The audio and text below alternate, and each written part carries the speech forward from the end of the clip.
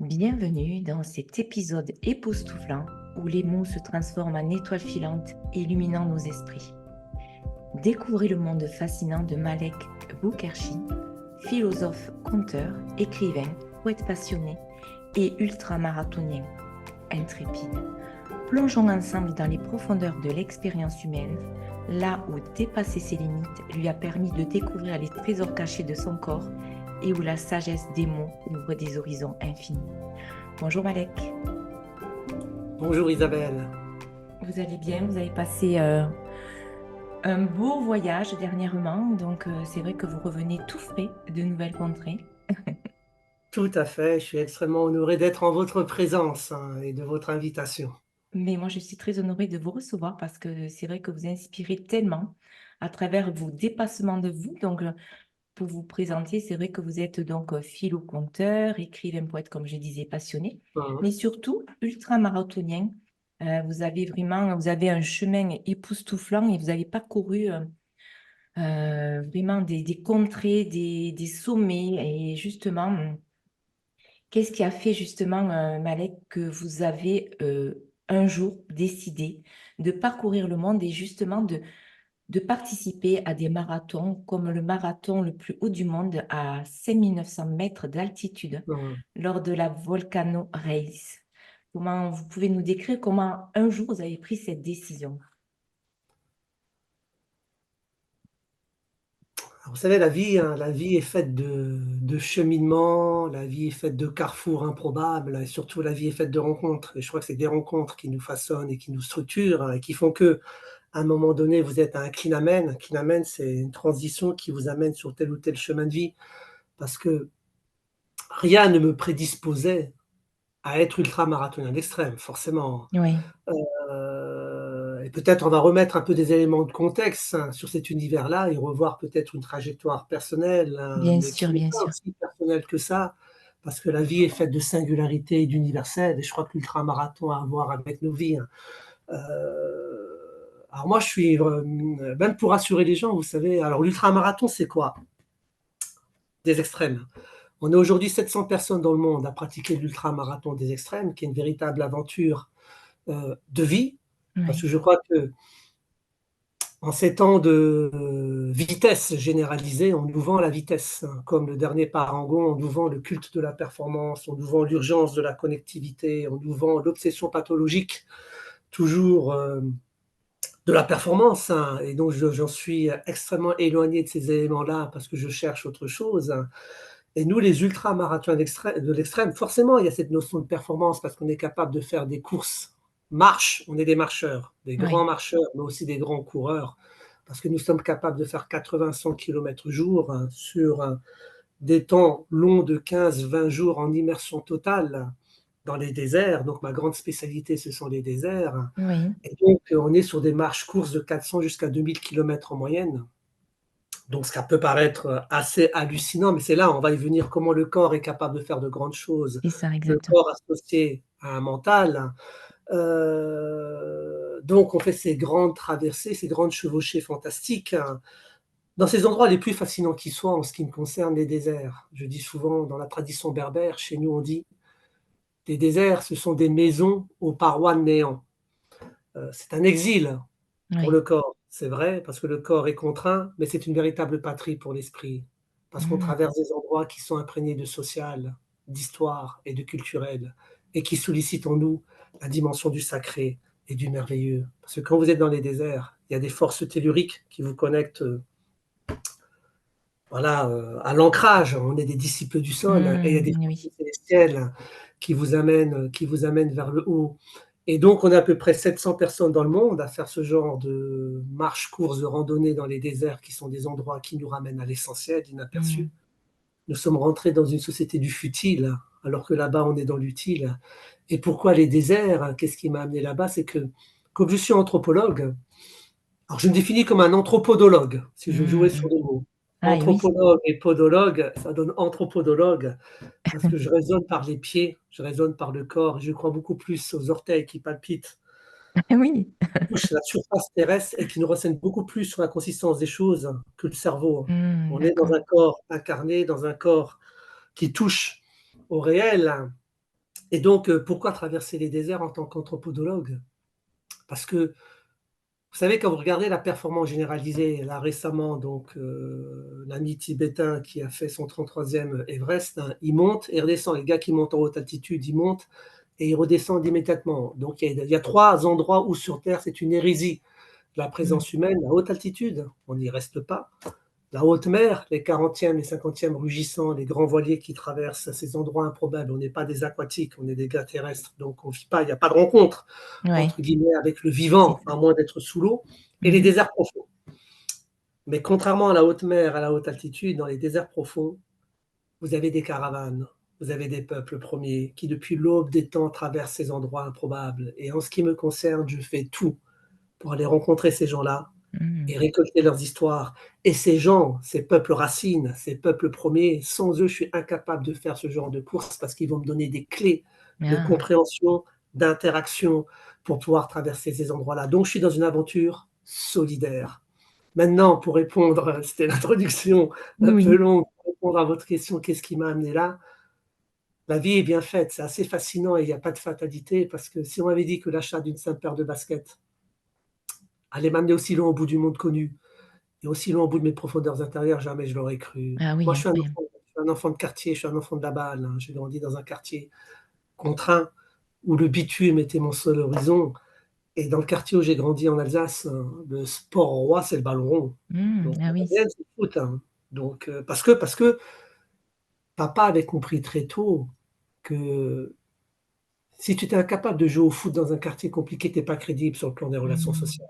Ah oui, Donc, il fallait d'accord. savoir taper du ballon rond pour Mm. pouvoir s'insérer pleinement dans le quartier. Et ensuite, bien sûr, il y a l'école, on a beaucoup cru à la méritocratie.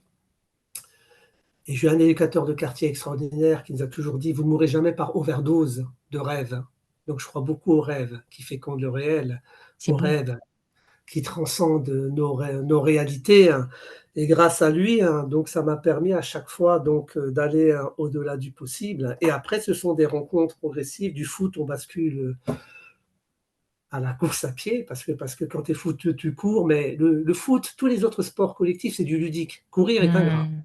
Oui, c'est sûr. Mais, Et oui. mais quiconque au défi, quand vous commencez à courir la première fois, il n'y a pas de plaisir, c'est pas vrai. Mm. Mais avec du temps, avec de l'abnégation, avec de la discipline, voilà les vertus qu'on développe dans la pratique de la course à pied, surtout Oui. grande distance. On peut découvrir la métaphysique de l'asphalte. Et c'est comme ça que j'ai basculé à force de rencontres, hein, du foot au 10, du 10 au marathon. Mais ça va trop vite. Parce que le 10 km, le marathon, on est dans du chronomètre. Et pour preuve, Isabelle, quand quelqu'un fait un marathon, la première question que vous lui posez, c'est quoi? Combien? Combien? Oui, Voilà c'est vrai. la seule question qu'on pose à quelqu'un qui fait une course. Mm. Combien? Combien? On est dans la performance, C'est on ça. donne un temps. Mm. Donc on est dans du chronomètre. Comme dans nos sociétés de la vitesse, on est dans le chronomètre. Quand vous êtes dans le chronomètre, vous n'êtes pas dans la rencontre humaine. Et c'est ça. Et Impossible. oui. Mm. Or, le marathon, c'est une école de la vie. On dit que c'est un sport d'agonie, à l'image de la vie. On est Mm. à l'agonie à un moment donné, il n'y a plus rien. Mais il s'agit de tenir et de se tenir, de ne rien lâcher, comme la vie. Et 1 minute, 2 minutes, 5 minutes, 10 minutes de l'agonie, on bascule à la résurrection, on bascule à la renaissance, comme la vie. Donc c'est pas combien qui doit nous incomber, c'est comment. C'est Raconte-moi. ça, exactement. Mm. Raconte-moi ton histoire sur marathon, comment tu es arrivé. Et la vie, c'est que ça. Si je rencontre quelqu'un, c'est pas combien tu vas, c'est comment tu vas. C'est ça. Raconte. Mm. Parce que chez nous, on dit dans la tradition berbère, un ennemi, c'est une personne dont on n'a pas écouté son histoire. Mm. Est-ce qu'on écoute les histoires des uns et des autres aujourd'hui? Est-ce qu'on prend ce temps-là? Le temps pose la question de la disponibilité, de la disposition. Mm. Et c'est ce que nous faisons dans l'ultra. Bref, à force de différentes rencontres, je me rappelle, j'avais rencontré un gars à Amsterdam qui m'avait dit: Malek, le marathon, c'est pas sur toi, tu cherches autre chose. Et il m'avait dit: est-ce que tu veux découvrir un pays fascinant, au relief insoupçonné, au climat changeant, à la frontière mouvante? De quoi tu parles? Il m'a dit: augmente la distance. Alors pour moi, c'était impossible. Il y avait le marathon, c'était l'alpha et l'oméga du dépassement de soi. Et il Mm. me dit: va sur l'ultra-marathon des extrêmes. Jamais entendu parler de ce mot il y a 24 ans. Et comme je suis d'un naturel curieux, parce que la curiosité, c'est la soif de l'intelligence, je décide d'explorer le nocturne du non-dit de ce mot ultra-marathon de l'extrême. Et là, je découvre un monde fascinant où on peut allier ma passion de l'anthropologie relationnelle, la rencontre des peuples premiers, tout en étant capable de faire vivre ce corps qui nous est donné. Et vous l'avez dit, Isabelle, Hmm, le corps est plus qu'une machine, c'est un organisme vivant. c'est ça. Et la plupart de la jeunesse d'aujourd'hui oublie, au lieu de jurer par les nouvelles technologies, par les Hmm, ordinateurs, par les smartphones, par l'intelligence artificielle, on s'extasie devant ces choses-là. Ok, mais il y a oui, du bon, mais on n'a jamais mieux fait que notre corps humain, c'est vrai. C'est une qui merveille. est d'un potentiel extraordinaire. Hmm. Voilà, vous avez employé un des plus beaux mots de la langue française. Ah, c'est beau. Une merveille. Merveille. Et dans Ça le vient mot d'une merveille, c'est la mère qui veille. Et pour moi, et c'est d'une, ça. Hmm. exactement, merveille a donné le mot émerveillement. Et je crois Oui. que la vie, c'est que ça, il faut s'émerveiller devant ce corps qui fonctionne, Hmm. devant ce corps qui nous est capable d'être en corps à corps avec les gens. Et merveille, émerveillement, ça vient du latin mirabilia, qui veut dire vie et admirer. C'est Oui. admirer le miracle de la vie. C'est beau. Eh Magnifique. ben, la vie, elle est là. Oui. Et retrouver la fraîcheur du premier regard, c'est se tenir devant les êtres et les choses comme si c'était la première fois. Et il s'agit de célébrer le corps qui nous est donné. Hmm. Je crois qu'il y a beaucoup de choses à dire. Et l'ultramarathon est une ode au corps. Ce corps qui est capable de faire des grandes choses, des distances de 1000 km, 2000 km. Et ce qui est fascinant, en plus, nous, on est en totale autonomie dans l'ultramarathon des extrêmes. Ça veut dire que quand je pars, on n'a pas de prothèse technologique, hein. On n'a pas de balise, on n'a pas de GPS, on n'a pas de téléphone portable, on n'a rien, on a juste la carte et la boussole. Ah Et il oui. faut traverser ces immensités désertiques. Et là, l'aventure est sublime hein, parce qu'on est capable de faire des rencontres avec soi, c'est des Oui. rencontres dans des C'est ça. profondeurs intérieures, pour pouvoir après rencontrer le monde et les mondes. Hmm. Bref, voilà à peu près. D'accord, ok. Et c'est vrai que parcourir dans ce silence, dans ces déserts où il y a vraiment des conditions extrêmes aussi, parce que ben, il va y avoir peut-être beaucoup de chaleur et la nuit peut-être beaucoup de froid, mais Oui. c'est aussi se retrouver dans ce paysage qui est beau, mais à la fois qui est monotone à la longue, puisqu'il est toujours le même, mais à la fois, il vous permet aussi la rencontre de vous-même dans cette puissance, cette force intérieure où vous devez puiser pour justement retrouver cette force de continuer, une force une résilience aussi, puisque ben, il faut Mmh. rebondir à chaque pas peut-être et le dernier pas peut-être semble peut-être très difficile, mais finalement il devient le premier pas parce que c'est un nouvel horizon. Et c'est vrai que le désert, pour moi, je ne connais pas, j'ai jamais été, mais ça, Mmh. moi, ça me paraît assez mystérieux, mais en même temps, presque thérapeutique. Parce qu'il y a ce silence et à la Oui. fois, vous êtes confronté aux éléments et en même temps, vous êtes confronté à vous-même, face à vous-même. Mmh. Et vous parliez que vous n'aviez pas de balise ni de GPS, mais si jamais vous vous retrouviez dans des conditions d'urgence, quelles Mmh. sont les solutions pour vous? Alors, en tout cas, depuis 24 ans que je pratique l'ultramarathon des extrêmes, hein, et Oui, donc je traverse les déserts chauds, les déserts froids, les déserts de haute altitude, on pourrait y revenir. Vous avez évoqué l'Atacama désert au Mont oui, Lascar, le désert polaire, le grand froid à moins 55 degrés. La clé de la réussite, c'est pas oui. pendant, c'est avant. Hmm, Tout va se jouer avant. Autrement dit, pour pouvoir être un ultramarathonien d'extrême, tout comme dans la vie, il s'agit d'être bien préparé. d'accord. Donc on prépare le corps, il y a une densité physique, et nous, dans l'ultramarathon, on a un adage qui dit: «Le corps ne ment pas, la tête est un gros menteur». Hmm, Le corps ne ment jamais. c'est vrai. Le corps vous envoie plein de signaux. Hmm, On ne veut jamais l'écouter. Et on l'écoute quand c'est trop tard. Or, il exactement. s'agit d'être en alerte, d'être à l'écoute de son corps. Et quand on a un corps solide, un être qui habite son corps, et l'autre de l'univers tout entier, partout où il se trouve, il se sent bien. Hmm, Les gens ont tendance à vivre à la périphérie de leur corps. Et quand on est à la périphérie du corps, on est à la périphérie du cœur, forcément. On est rentré dans cette ère du tout cérébral, dans cette ère du tout cerveau, et les gens oublient d'abord qu'on est incarné dans un corps. Et c'est pour ça qu'on a encore beaucoup d'avance sur les intelligences artificielles, parce que pour l'instant, ils n'ont pas de corps, ils n'ont pas d'emprise sur le réel, ils ne peuvent pas entrer en corps à corps avec le monde. Et les gens oublient, vous n'habitez pas votre maison 24 heures sur 24, vous n'habitez hmm, pas votre lieu de travail 24 heures sur 24, vous n'habitez pas votre voiture 24 heures sur 24. Le seul endroit que vous habitez 24 heures sur 24, c'est votre corps. c'est vrai. Qu'est-ce que vous faites pour Hmm, célébrer ce corps et l'honorer? Et donc, dans l'ultra, les gens disent toujours que c'est du mental. Faux. D'abord, il y a un corps solide, il est bien préparé. Quand le corps est solide, on peut ensuite préparer le mental et pour pouvoir travailler, c'est pareil. Regardez dans la vie de tous les jours, quand vous rencontrez quelqu'un, moi j'interviens beaucoup en entreprise, j'interviens beaucoup, hein, aussi à la fac et ailleurs. Souvent la première question qu'on pose quand on rencontre quelqu'un, c'est: «Comment tu vas?» Mm. Nous, en anthropologie relationnelle, cette question n'a plus de sens. On part de la fonction vacuante de la parole. C'est une question qui est vide parce qu'on ne veut pas entendre la réponse. Parce que quand vous dites à quelqu'un comment tu vas, vous la voyez. La personne, elle peut avoir le teint livide, des grosses Mm. cernes, complètement avachie. Tout indique que ça ne va pas. On voit que son corps, ça ne va pas. Et il va vous dire, Ça va. ça va. Tout le Oui, monde vous dit quand vous posez la question, soit ils vont vous dire, même si ça va pas, ils vont vous dire: «Ça va» ou mieux, aujourd'hui, on ne répond pas à votre question. Quand vous oui, dites à c'est vrai. quelqu'un: «Comment tu vas?» ils vous disent: «Et toi?» Oui, c'est vrai. Mm. Extraordinaire, tu poses une question et on te dit: «Et toi?» On veut Mm. même plus répondre parce qu'on sait qu'en face, on veut pas entendre la C'est réponse du «ça va exactement pas». ça. Parce que Mm. si demain je te pose la question, Isabelle, et tu me dis: «Ça va Mm. pas», oh, mince, faut que je m'arrête. Mm. Vulnérabilité va me poser une condition sine qua non, que je prenne le temps de m'arrêter et de comprendre et d'investiguer pourquoi ça va pas, et on veut pas, Ils n'ont parce plus le qu'on a temps. tous des problèmes. Donc la question qui nous est posée, c'est d'être à l'écoute de ce corps, et pour réussir ces paris improbables et faire face à l'imprévisible, parce que les déserts, c'est que ça, c'est une éloge de l'incertitude. En tout ce que j'ai préparé, à chaque fois quand je suis allé sur place, j'ai eu que des galères, rien ne s'est passé comme prévu. C'est comme la vie, il y a plein Ah oui. d'imprévisibles. Donc, il s'agit d'être extrêmement bien préparé. La préparation, c'est la tutrice de l'excellence. Mm. La D'accord. préparation, c'est l'antichambre de la confiance. Et la confiance, c'est la langue natale de la sérénité. C'est seulement quand on est bien préparé, seulement bien préparé, qu'on peut improviser par Mm. l'inverse. On prépare le corps sur le plan de la densité physique. Je ne vais pas rentrer dans des éléments techniques, comment on fait que le corps est capable de supporter 80-100 km. Il y a une préparation mentale, parce qu'il y a un dialogue permanent entre le mental et le corps.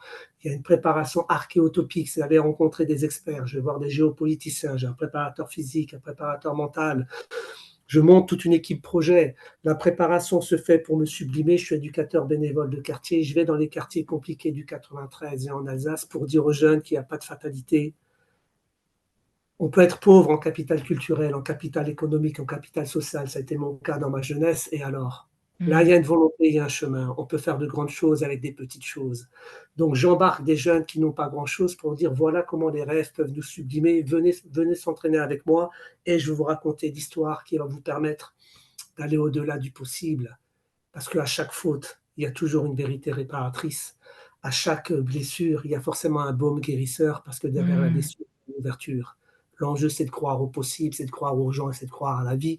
Mais c'est seulement quand on est bien préparé qu'on peut faire face à l'incertain, qu'on peut faire face au péril. Et la question qui nous est posée dans la vie de tous les jours, quand vous êtes face au péril, face au danger, face à l'imprévu, est-ce que c'est un péril ou un prodige? Et tout est question d'état d'esprit. Mais en étant Mm. bien préparé, on est capable de faire face à l'insondable et au vertige de la peur, parce qu'il y a beaucoup de peur, hein. J'ai failli laisser, ouais, plusieurs fois, j'étais à la limite de la rupture, mais on trouve toujours des ressources à soupçonner. Comme dans la vie, les gens n'imaginent pas les Mm. ressources que vous avez pour pouvoir faire face à l'insondable et à l'ineffable. Mais il s'agit d'avoir un corps solide. C'est ça. La clé, elle est là. Ok. D'autant Et- plus que vous avez remarqué, Isabelle, le Mm. drame, c'est ce que nous disons nous aujourd'hui, les anthropologues. Et le Covid, c'est pas si vieux, a accéléré le processus, la situation Covidée. On est rentré dans l'ère de la civilisation assise. On est constamment assis, de plus en plus assis. Les Mm. corps ne sont plus en mouvement, et un corps qui n'est pas en mouvement, c'est un corps qui est malade.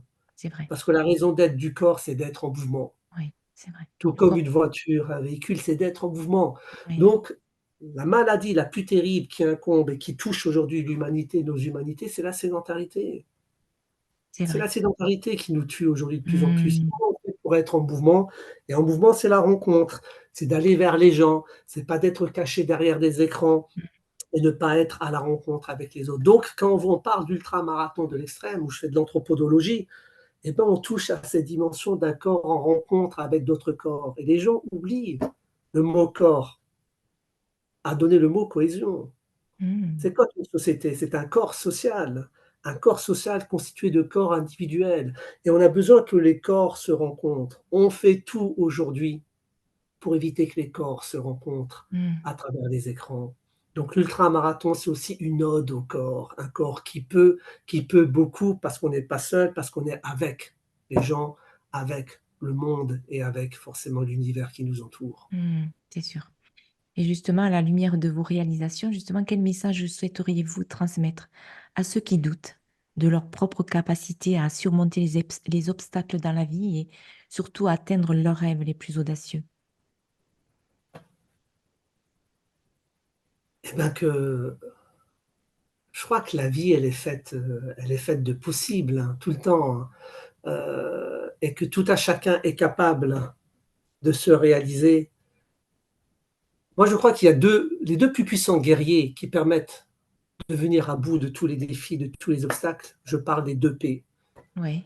Le 1er P, c'est la patience, Mmh. quelque chose qu'on a perdu en ces temps de vitesse C'est vrai, généralisée. On veut c'est tout, vrai. tout de suite. On est Mmh. dans une société de l'immédiateté et pour preuve, quand vous dites à quelqu'un: «Il faut se mettre en mouvement», quand quelqu'un veut se lancer dans une activité physique, je parle d'activité physique et non pas de sport qui est connoté performance. Les gens, ils veulent du résultat tout de suite. Non, il faut être dans du temps long. La patience, c'est le temps long. Parce que quand le temps te presse, il t'oppresse. C'est une règle de base. Ah Il oui, c'est s'agit d'être vrai. dans du temps long. La Mmh. patience. Vous savez, les moines bouddhistes, hein, ils ont un joli adage qui dit fais de l'impatience ton pire ennemi.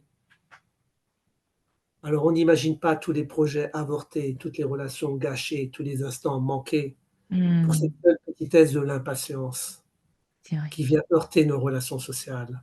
L'ultramarathon m'a appris à être dans du temps long. Quand vous partez pour 15 jours, 20 jours, vous faites 80 kilomètres par jour, vous êtes dans du temps long. Il me faut 3 ans de préparation. Mmh. C'est pas 1 heure, c'est pas une semaine, c'est pas 2 minutes. Je suis sur 3 ans de préparation pour pouvoir partir de manière la plus sûre qui soit, même si je maîtrise rien, pour être sûr de pouvoir faire face au défi du marathon des 50 degrés jour, des -4 la nuit ou des 6000 mètres d'altitude. Je suis sur du temps long. Donc, comment remettre au goût du jour, hein, cette qualité remarquable que la nature nous enseigne? Vous l'avez évoqué en introduction. Mmh. Et en étant ultramarathonien, j'ai appris à suivre les lois de la nature qui sont faites de lenteur et de continuité. La nature, c'est 2 grandes leçons, c'est la lenteur et la continuité. La lenteur, ça correspond à nos rapports sociaux, à la patience. La Voilà. continuité, ça correspond à nos rapports sociaux, à la notion de loyauté vis-à-vis de soi, vis-à-vis de son corps et vis-à-vis des autres. Et quand on traverse les déserts qui sont une grande école de la solitude, vous l'avez dit, mais la solitude, on est riche de soi. On cultive cette école de la guérison intérieure et du silence permanent. Donc le premier P, patience. Mais la patience n'est rien sans le deuxième P pour pouvoir réussir dans la vie. Non seulement il s'agit d'être patient et de savoir aller chercher les compétences qui sont là, de solliciter les gens, de croire aux autres, mais il s'agit d'avoir de la passion. Voilà la plus belle des activités, la plus belle des énergies, la Oui, passion. Quand vous patience, faites ouais. les choses avec passion, quand vous y croyez, eh ben, on y va, c'est le plus beau souffle, la passion. La passion, on peut Mmh. l'associer à un des plus beaux mots de la langue française que nous enseigne Victor Hugo, l'enthousiasme. La passion, c'est C'est ça. l'enthousiasme. C'est Il vient du un moteur exceptionnel, pardon. C'est vrai c'est le qu'il donne un élan de vie, c'est vraiment aller vers l'avant et être convaincu exactement, et vraiment convaincu de ce que on a envie d'entreprendre et ça donne en fait la réalisation de ses rêves, tout à justement. fait. L'enthousiasme, ça ment aujourd'hui, hein, on devrait cultiver des épidémies, des pandémies d'enthousiasme en ces temps enténébrés, hein. Waouh, Ça un beau manque projet. d'enthousiasme dans nos relations, sociales C'est et ça vrai, vient du grec entheo qui veut dire, hein, le souffle, le mmh, divin c'est intérieur, ça, l'élan ouais, et l'allant. c'est ça, ouais, L'enthousiasme. c'est Avec exactement ça. ça, passion, patience, enthousiasme, temps, eh ben, on est capable de voir le possible là où les autres voient Waouh, l'impossible. mmh, magnifique.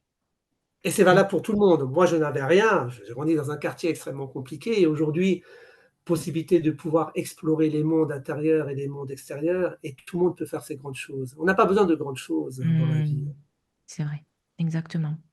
Et concernant la perception de la douleur physique et Oui, et et comment quand vous êtes, par exemple, dans le désert et que vous avez, par exemple, une oui, douleur qui est là, qui est c'est vraiment vrai. lancinante et qui est puissante, comment vous arrivez à dépasser justement ce moment? Où vous allez peut-être vous dire: «Bon, j'arrête, parce que je veux» Alors, oui, déjà, vous évoquez quelque chose d'extrêmement important. j'ai évoqué la notion de discernement. On est dans Oui. une approche extrêmement discernée de la pratique ultramarathonienne et dans la vie, on a besoin de discerner ce qui est impossible, ce qui est impossible, ce que je peux, ce que je ne peux pas. Il n'y a aucune honte à savoir abandonner dans la vie. Mmh. C'est une grande force. On C'est abandonne sûr. aujourd'hui pour se préserver Voilà, c'est ça. et aller au-delà demain. Parce que vous Mmh. savez, persister est parfois aveugle. Mmh. C'est vrai. Remettre est parfois raisonnable. Abandonner, c'est toujours regrettable et c'est louable. Je ne peux pas aujourd'hui, mais demain. Je ferai tout pour réussir demain. Depuis que je pratique l'ultramarathon, j'ai dû abandonner 2 courses et alors? Beh, oui, bien sûr. C'est dur sur le coup, c'est Mmh. violent, il y a de la culpabilité parce qu'on a engagé pas mal d'énergie à la fois physique, mentale, financier, parce que ça a aussi un coût. Eh beh, oui, c'est Donc sûr. là, des partenaires, mais il s'agit de se préserver, on n'a qu'un seul corps. Il ne faut pas aller au-delà. Donc je crois que déjà là, vous évoquez quelque chose d'extrêmement important, cette capacité à savoir y aller, parce que le secret Voilà. d'action, c'est d'y aller, mais il faut aussi savoir s'arrêter. Il y a aucune honte, bien au contraire, parce que la vie, c'est aussi ça. C'est quoi le succès, nous enseigne Winston Churchill? C'est d'aller d'échec en échec sans perdre son enthousiasme. Mmh. On y croit et je crois que la plus belle définition de l'échec, c'est une pièce de théâtre, que j'ai découvert grâce à un joueur de tiens, c'est Roland Garros. C'est un joueur de tennis, quand il avait gagné son premier Roland Garros, Stanislas Wawrinka, il était tellement heureux parce qu'on ne l'a pas vu venir. On ne pensait pas qu'il allait gagner son premier Roland Garros. Là, ça démarre, Roland Garros. Oui. Juste après, il est éliminé pratiquement à Wimbledon au premier tour. Il gagne Roland Garros, mais on découvre qu'il s'est fait tatouer sur son avant-bras gauche une citation qu'il n'avait pas. C'était pour magnifier sa victoire et il avait pris une citation de Samuel Beckett dans Oui. sa pièce de théâtre, un joueur de tennis qui a ses références littéraires. Et Beckett, cap au pire. Voilà, rien que le titre, cap au pire. Et que dit Beckett? Il dit, tu as déjà échoué, tu as déjà loupé, tu as déjà raté, rate toujours, mais rate mieux. Moi, je crois que la vie, c'est ça. C'est ça, oui. C'est qu'on rate mieux. En Mmh. ratant mieux, on progresse. Et avec ça, on est capable alors d'accueillir la douleur. Donc, si je viens sur la douleur, il faut faire le distinguo entre douleur et souffrance. Oui, c'est vrai. C'est Mmh. pas c'est 2 choses complètement différentes. Dans l'ultramarathon, forcément, on a de la douleur. Et évident, le corps est mis à mal, Mmh. 80 kilomètres jour sur 30 jours, forcément, à un moment Incroyable. donné, Mmh. ça tire, ça va tirer, ça va être à la limite de la rupture. Mais on est bien préparé. Il y a 3 ans de préparation, attention, donc on prépare le mental. Je dis souvent que la douleur est obligatoire, la souffrance est optionnelle. Mmh. Attention, il y a une grande nuance. Ça veut dire quoi? J'ai découvert ça à travers mes lectures, parce que la vie, elle est faite de rencontres, c'est que ça et les plus beaux paysages, ça reste les visages, les rencontres du réel, comme avec vous, Isabelle, ou les C'est rencontres gentil. virtuelles, comme avec les livres. Oui.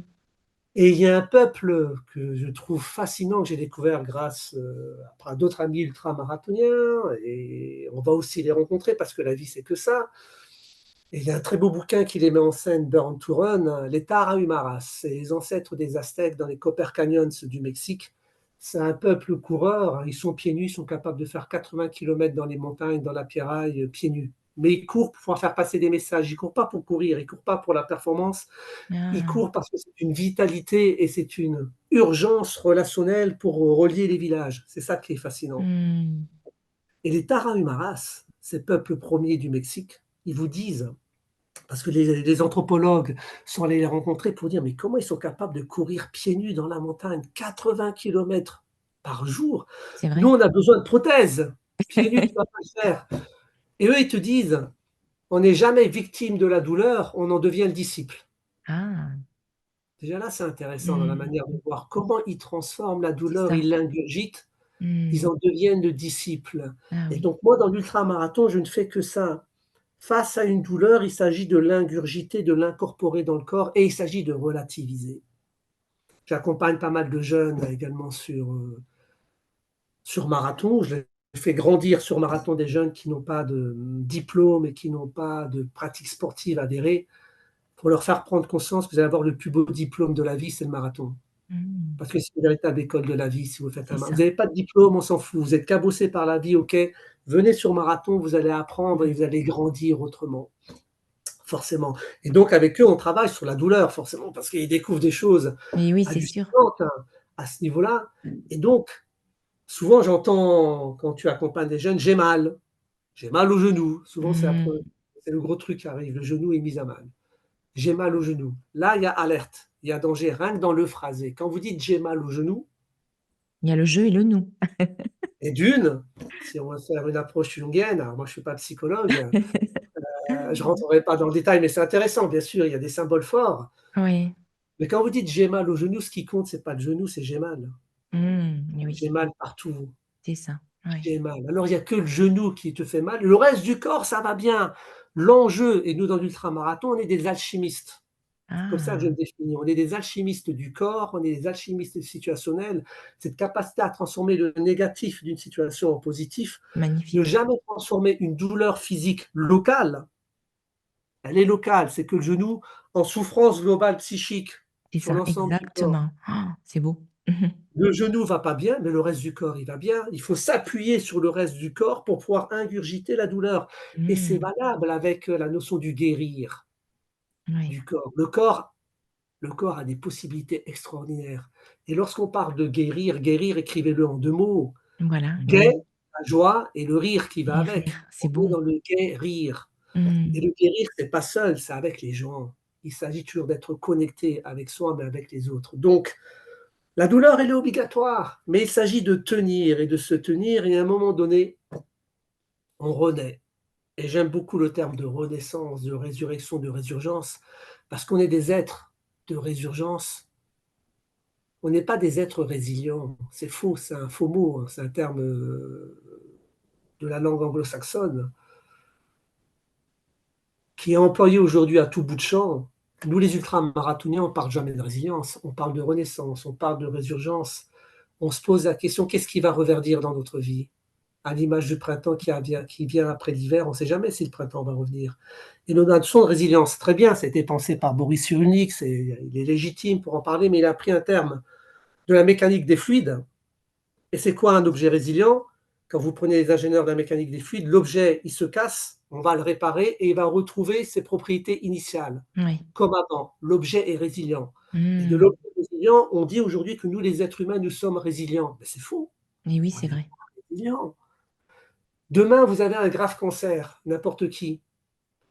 La santé retrouvée, je guéris du cancer. La santé retrouvée, est-ce que c'est la santé d'avant le cancer? Mmh.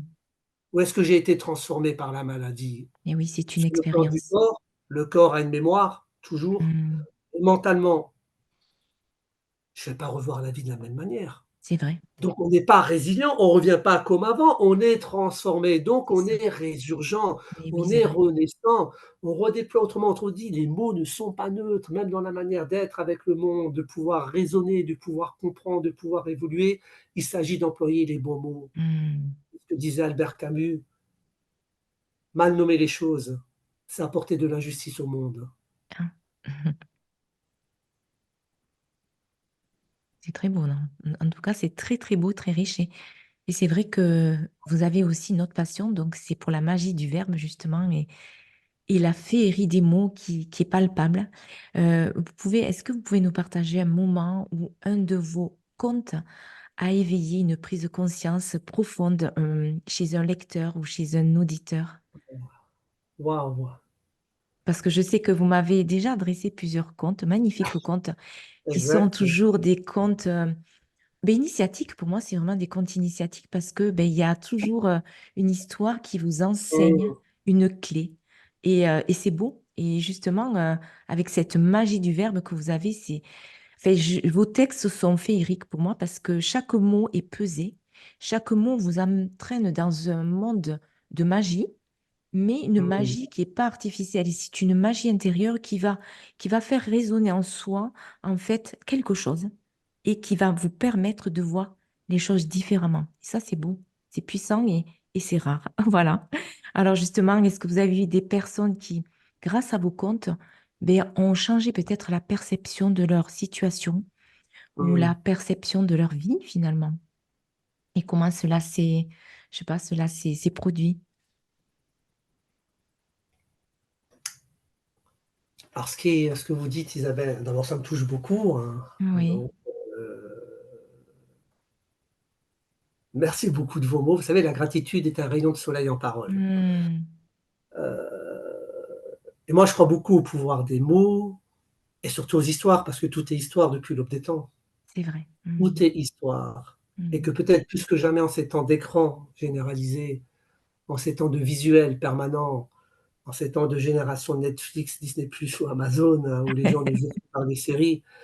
La force des séries, c'est qu'ils vous racontent des histoires. Ils ont des scénarios, des synopsis extrêmement puissants. Oui, Et moi, je crois encore à la mélodie des sons, c'est à la ça. mélodie des mots, parce que en chacun de nous sommeille un enfant éternel. Il Mhm. s'agit d'aller chercher cet enfant éternel pour pouvoir cultiver, vous l'avez dit, l'émerveillement.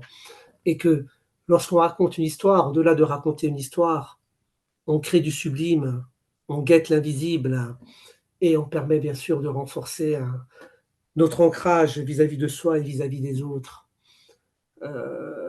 Alors les histoires, moi, elles m'ont toujours structuré, hein, parce que ça vient de... Nous, dans la tradition berbère, moi j'ai grandi avec les histoires parce que maman nous racontait des histoires. C'est Mais ça qui est oui, facile. c'est ça. Et ça se transmet de génération en génération souvent. Exactement. Et donc, nous, on n'avait pas de télé. Alors, alors, si je veux un peu raconter, peut-être on terminera alors par un conte, hein, avec plaisir, pour partager Oui, avec notre public. Mais juste pour dire, je sais que quand je raconte une histoire, et j'ai fait après des études d'anthropologie aussi narrative pour comprendre la structuration des histoires et des mots qui nous structurent dans nos relations sociales, mais je crois que des fois, on n'a même pas besoin de faire d'études. Il faut parler avec le cœur. c'est ça, exactement. C'est vrai. Ça suffit amplement. Et avec le cœur, Mhm. on peut tout faire. Le cœur parle au cœur, la bouche ne parle qu'aux oreilles. Ça, c'est une des règles d'or de la communication que maman nous a enseignées. Mais je me rappelle, moi j'ai eu la chance en tout cas d'avoir une maman qui n'a pas fait d'études, hein, mais qui était férue d'histoire de la tradition berbère et qui nous racontait ses histoires. Mhm. Et rien ne me prédisposait à entrer dans la narration parce que pour moi c'était maman et c'était pour nous un moment intime. Et dans le malheur, vous savez, des fois, le malheur a le mérite de créer des nouvelles portes. C'est dur sur le coup, c'est toujours une injustice qui est toujours terrible. Des fois, on ne comprend pas. Moi, je me rappelle, donc j'ai perdu maman très tôt, hein, j'étais jeune, hein. On est toujours jeune, quels que soient les âges. Mais oui, c'est sûr. Oui. Mais voilà, j'avais à peu près 18 ans quand maman est partie. Donc ça reste une blessure incommensurable. Mhm. Parce que la mère, c'est la tendresse. Vous avez parlé de ce joli mot merveilleuse, hein, C'est merveilleuse. ça, exactement. C'est tout à fait ça. Parce que chez les mères, la tendresse, il coule à flot comme une source de lumière, dont la prodigalité Mhm. vers les cils, dit-on chez nous. Et quand maman est partie, la maladie l'a emportée. Je rappelle quand papa l'a ramenée dans ses terres berbères, parce que maman voulait être enterrée dans ses terres et avoir pour couverture le ciel étoilé de la Berbérie, Mhm. et l'ancrage du sol, hein, de chez nous.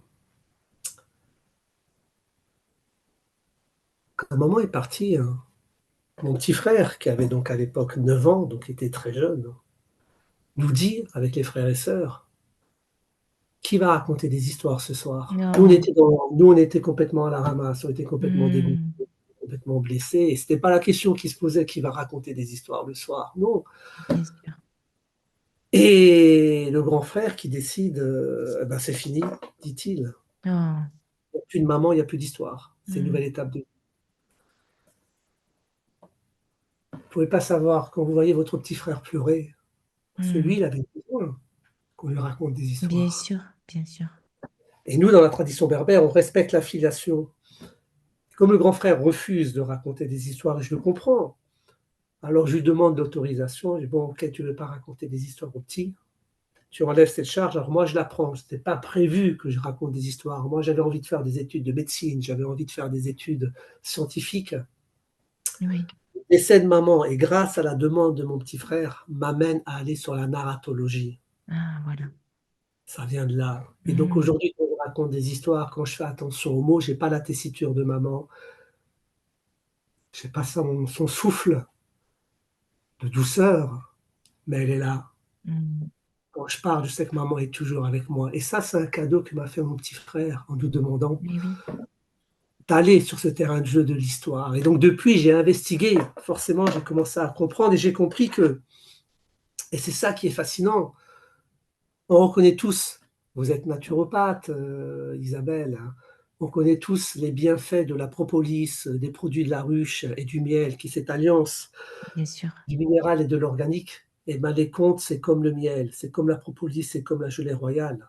C'est un Ils baume sont pour le chargés d'un cœur. puissant pouvoir de guérison, Hmm, nettoient, apaisent et nous permettent de faire face aux chocs de l'existence. c'est ça. Avec les mots, on est capable aussi de guérir. Hmm, Et depuis, j'investis la puissance verbale pour faire prendre conscience aux gens que tout le monde est capable de raconter, des narrer. Alors c'est un travail bien de manière sûr. permanente. Donc j'ai appris avec le temps à savoir aller chercher le bon mot et avec ça, on est capable ensuite, d'aller chercher l'essentiel inaperçu. Oui, c'est vrai. Les mots, c'est vraiment un baume pour le cœur. Mais des mots peuvent aussi détruire. Et moi, je dis Ah, souvent, bien sûr. avec un mot, c'est déjà tout un monde. Et parce qu'un mot, c'est une vibration. Donc, Mmh, c'est aussi un monde que l'on crée juste avec un mot. Mais il peut créer la vie, il peut améliorer la vie, ou il peut donner l'espoir ou ouvrir un rêve, mais il peut aussi détruire et des tout fois à fait, tout démolir à fait. quelqu'un. Oui, Exactement, les mots tuent, hein. Attention, les mots tuent plus que les coups, on le sait très exactement. bien. Oui, D'où l'enjeu d'être dans cette, bienfaisance, dans cette bienveillance narrative et c'est là-dessus que je milite parce qu'aujourd'hui, on est dans l'ère du clash, on est dans l'ère de la harangue, on mm, est dans l'ère de la c'est vrai. dispute, on est dans l'ère des mots poison. C'est pas Mm, ça dont on a besoin. On c'est a vrai. besoin, ouais, on a besoin de mots lumière, de mots nectar, de mots qui portent, des mots qui transportent et avec ça, On eh peut ben, on peut accompagner. embarquer. Vous savez, je suis de ceux qui croient qu'une chanson a beaucoup plus d'impact qu'une loi. Mm, Un mot bien posé peut pouvoir embarquer et créer des rêves extrêmement bien puissants. c'est vrai.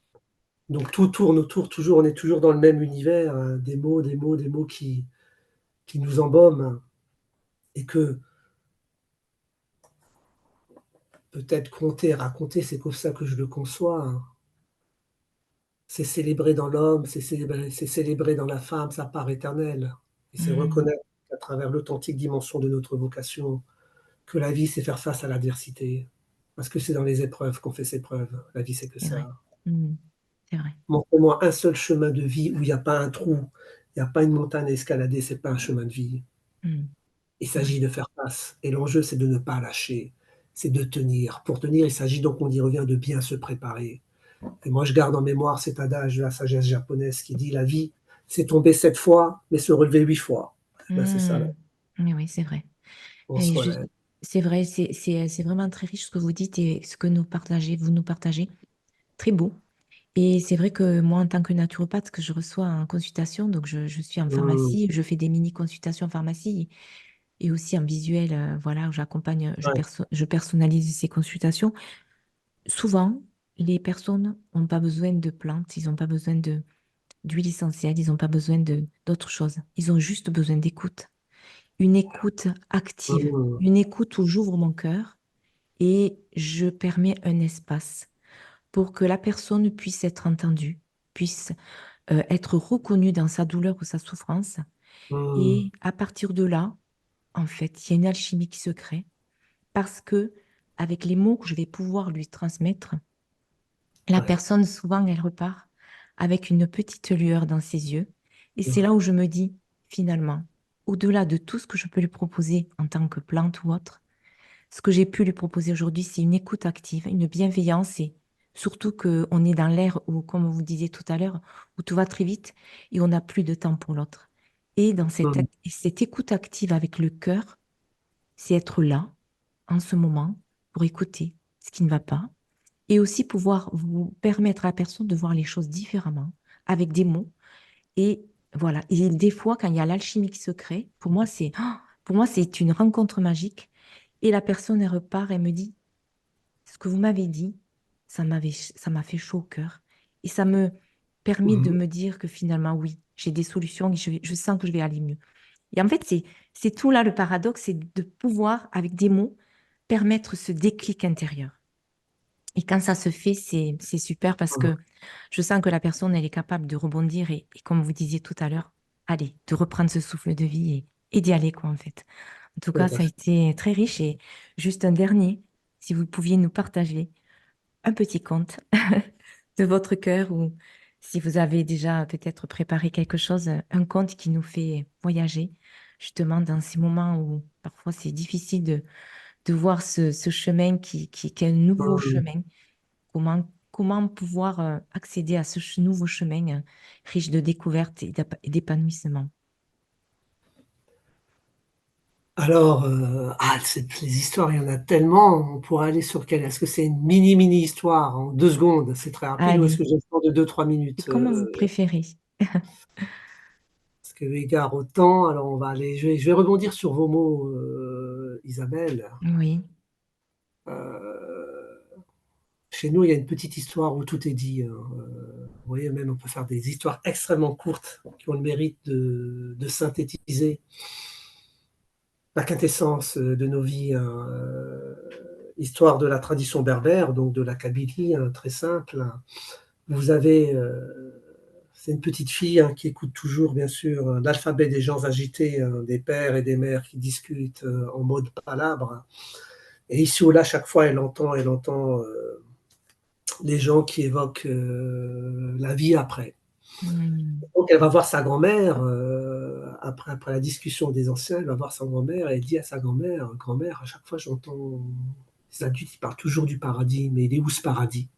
Et Hmm. la grand-mère regarde sa petite fille, en lui disant: «Le paradis, il est dans le cœur qui aime, Ah oui, c'est tout ça. simplement». Et ben, je crois qu'on a besoin de cœurs qui aiment et que si on devait terminer notre propos Oui.